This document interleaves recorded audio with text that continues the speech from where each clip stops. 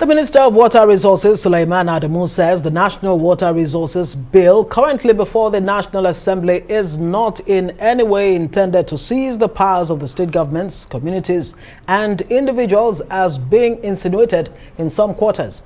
Well, for a different perspective on the National Water Resources Bill, we're now joined by Liborous, a legal practitioner. Liborous, good to see you. And I'm so glad that you're coming on the heels of, the Minister for Water Resources. You did listen to everything he had to say, yes, especially on the, the issue of the need, that Nigerians have the right to water, whether it's to dig a borehole or the, coastal, waters around the coastal areas. What do you make of the points that he made? Yeah, the minister, to my mind, was blowing hot and cold from the same mouth, and typical of this government, consistently being inconsistent. He kept arguing, these people have not seen the bill. And from the sections of the bill that you raised and pointed to the minister, it is obvious that it's the minister that have not read the bill. Because if you agree that Nigerians have a right, all Nigerians have a right to water, access to water, but now you want to regulate. In one breath, you say, no, you are not saying people shouldn't have borehole. But what you want to do is to regulate how they dig the borehole, that they should follow standards. With the breach of trust, the massive breach of trust that, is happening today. There's no trust. It's a notorious fact that there's, that breach of trust between the people and the government. And yet you say you now want to regulate how people drill borehole when you have not been able to provide water, basic water for the people. And secondly, the minister also said that this law had been in existence. All they are just trying to do is to incorporate it. If it is been in existence, how come you have not been able to use it to achieve what you want to achieve, and now you're repackaging it and pushing it and shoving it down the throat of people despite the objection?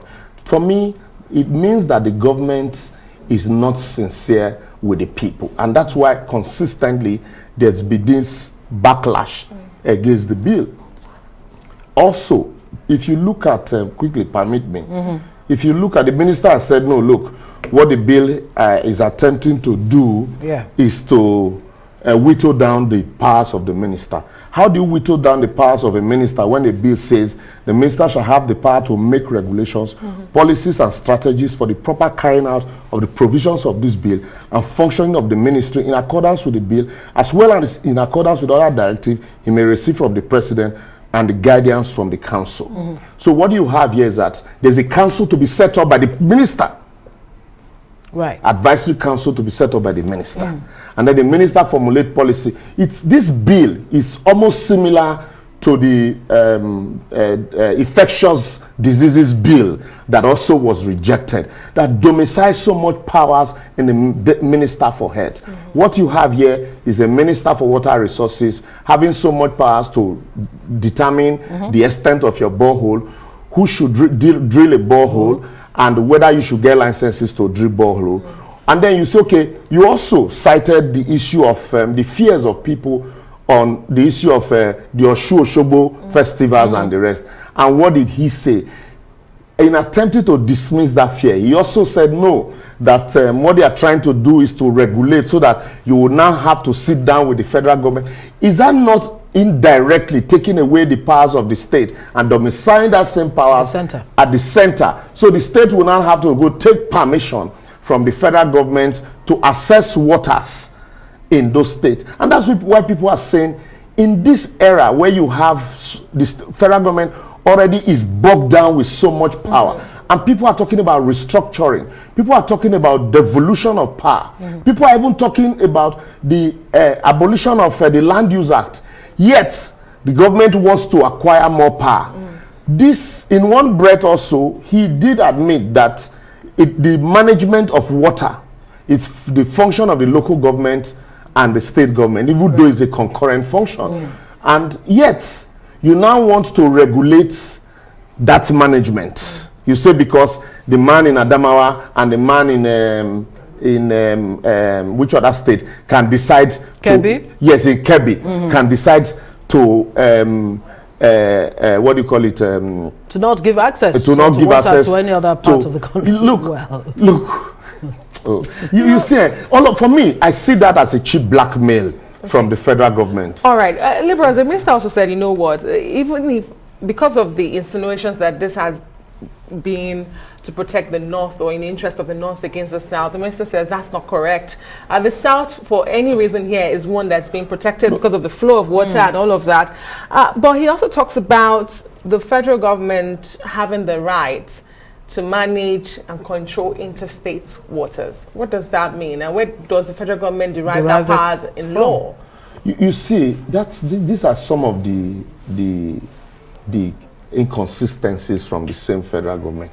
The federal government already has powers to manage, interstate water. And then before I even go there, let me also tell you that one of the fears of the state government is that if you now have powers to manage all of these waters, even states in the Niger Delta that you're paying derivation to, and some of these derivations revenue are accruable from the waters around the states.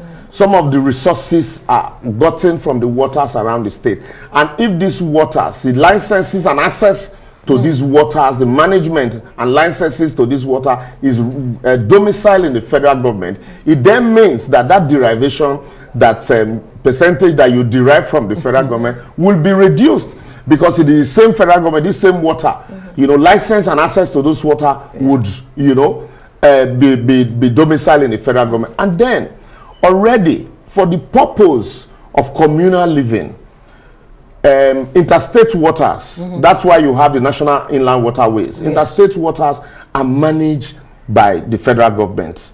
So you do not need a separate bill to stop the man in Taraba, to stop the man in Kebbi from what do you call it, blocking access to River Niger and River Benue, because already by virtue of the existing law, that management of that water is already domiciled in the federal government. So you don't need another law. So it's except the government is saying that the one that they have not been able to implement that one.